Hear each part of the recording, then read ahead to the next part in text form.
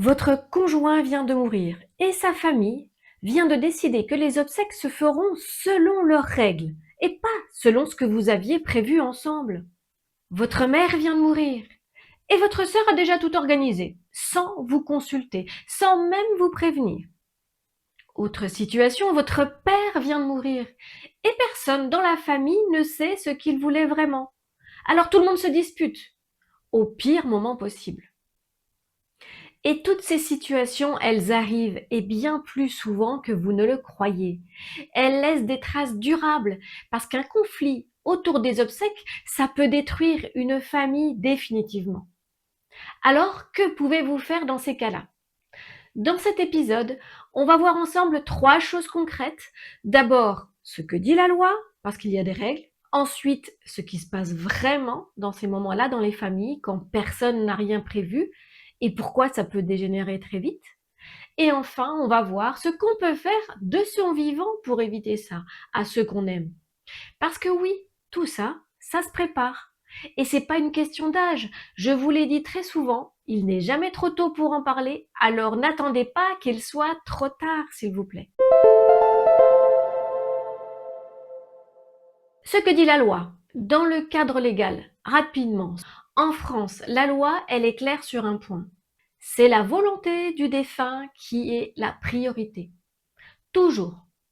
Si quelqu'un a formalisé ce qu'il voulait dans un document écrit, dans un contrat obsèque signé avec des pompes funèbres, dans un dépôt de volonté enregistré chez un notaire, sur un papier libre, respecter ses volontés, c'est obligatoire. Ne pas les respecter, quand on en avait connaissance, c'est une infraction pénale. Cela vaut 6 mois de prison et 7 500 € d'amende. Mais il y a un problème. Une grande majorité des gens ne laissent pas de volonté écrite. Il n'y a aucun testament, aucun contrat obsèque, rien de formalisé. Alors dans ce cas-là, qui décide? La jurisprudence française a établi un ordre de priorité. En général, c'est le conjoint survivant qui est considéré comme le plus légitime. Ensuite, ce sont les enfants majeurs. Et ensuite, ce sont les parents. Mais cet ordre, elle n'est pas gravée dans la loi. Ce sont des tribunaux qui l'ont construit au fil et à mesure des décisions, au cas par cas. Et quand plusieurs personnes revendiquent ce droit en même temps, et qu'elles ne sont pas d'accord, qu'est-ce qu'on fait? Eh bien, on saisit le tribunal judiciaire du lieu du décès. Et c'est un juge qui va trancher, dans les 24 heures. Parce que les obsèques doivent avoir lieu dans les 14 jours calendaires qui suivent le décès. Alors, ça se décide en 24 heures. C'est le temps que vous avez pour régler un conflit familial devant un juge au moment où vous venez de perdre quelqu'un, au pire moment. 24 heures. Alors, qu'est-ce qui se passe vraiment? Mourir sans laisser de consignes écrites et opposables, c'est un acte qui a des conséquences très concrètes sur ceux qu'on laisse derrière nous. J'ai vu des fratries en conflit ouvert, où un des enfants prenait tout en main, il excluait les autres, qui eux-mêmes se trouvaient démunis et ne savaient pas comment faire pour avoir une place dans l'organisation des obsèques. Et puis il y a aussi des situations de famille recomposées, de séparation avec des histoires anciennes, assez lourdes, où un conjoint se retrouve face à une belle famille hostile et se retrouve lui-même exclu de toute décision. Voilà ce qui peut arriver à votre famille faute de ne pas avoir transmis vos volontés noir sur blanc. Et il y a autre chose. Il y a quelques jours, j'ai posé une question à la communauté de mon groupe Facebook. Si vous deviez organiser des obsèques demain pour un proche, quelle serait votre première difficulté? Eh bien, 36% des personnes ont répondu que leur première difficulté, c'était de savoir si les volontés du défunt étaient bien respectées, s'ils avaient fait le bon choix. Ça, c'était leur plus grosse question. C'était pas la peur des démarches administratives qui arrive en tête, c'était pas le prix des pompes funèbres. Leur angoisse, c'est de ne pas savoir ce que la personne voulait et de se demander si après coup on a bien fait. Est-ce qu'on a bien fait? C'est vraiment la question la plus douloureuse qu'on puisse se poser après une perte. Parce qu'en fait, on ne pourra jamais y répondre, on ne pourra jamais savoir avec certitude si le défunt n'a rien laissé d'écrit. Alors dans mon travail, c'est quelque chose que je rencontre souvent. Des personnes qui se posent encore cette question plusieurs mois encore après le décès. Est-ce qu'on a fait ce qu'il aurait voulu? Est-ce qu'on a bien choisi? Cette culpabilité-là, elle s'ajoute à un deuil, elle l'alourdit et elle naît presque toujours finalement du fait qu'on n'en avait jamais parlé avec nos proches. Alors, pensez bien que vos proches peuvent culpabiliser en doutant d'avoir pris les bonnes décisions. Et en plus de cela, elles peuvent se trouver au cœur d'une polémique familiale.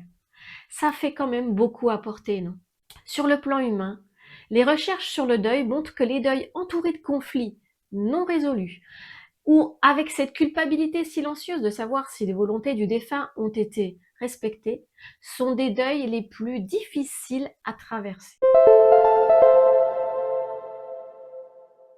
Qu'est-ce qu'on peut faire pour que ça change? Bien la réponse, c'est l'anticipation. Et j'entends déjà votre réaction.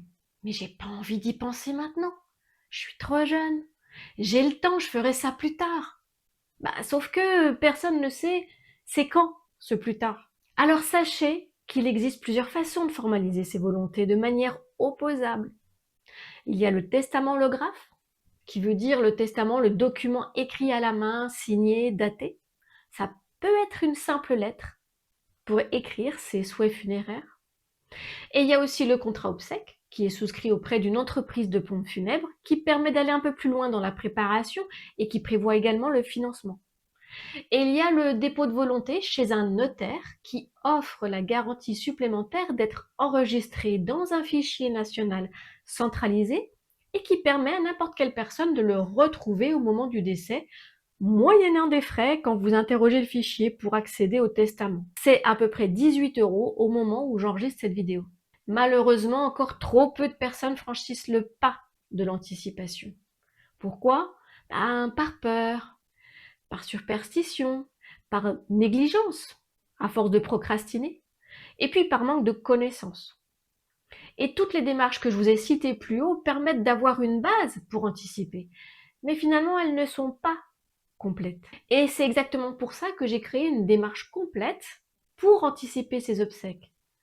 Parce que ce n'est pas juste remplir un formulaire pour moi, c'est d'abord comprendre le cadre légal, ce qu'on peut décider, ce qu'on ne peut pas.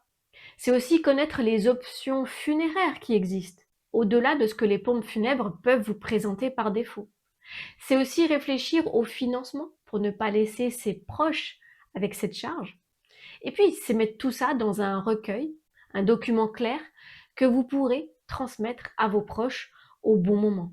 Pas pour leur imposer quelque chose de fait, mais c'est vraiment pour les soulager. Pour que personne n'ait à se demander après coup, est-ce qu'on a bien fait? Et pour éviter tous les conflits qui vont alourdir les deuils. Alors, si anticiper de cette manière, c'est quelque chose qui vous parle, que ce soit pour vous-même ou pour accompagner un proche en fin de vie, je vous mets le lien de mon accompagnement dans la description. Vous avez compris. Que se passe-t-il quand quelqu'un meurt sans avoir rien prévu? Eh bien, dans le meilleur des cas, la famille s'entend, elle va faire de son mieux. Mais dans d'autres cas, ça se règle devant un juge. Et dans tous les cas, des personnes en deuil doivent prendre des décisions très lourdes, dans un état de fragilité totale, en espérant qu'elles font ce que le défunt aurait voulu. Il est vraiment temps que les mentalités changent et que chacun de nous prenions nos responsabilités. Préparer ses obsèques, c'est pas uniquement penser à sa mort, mais c'est penser à ceux qui vont rester après nous. C'est leur offrir la certitude d'avoir bien fait, la liberté de se concentrer sur l'essentiel, leur deuil, leurs émotions, les souvenirs, les adieux, et éviter le pire. Alors si cet épisode vous a touché, s'il vous a permis d'en savoir plus, n'hésitez pas à le liker, à le partager pour des personnes qui auraient également ces questions. Et si vous voulez aller plus loin, je vous retrouve dans un prochain épisode, alors n'oubliez pas de vous abonner, prenez soin de vous et à bientôt sur La Mort Autrement.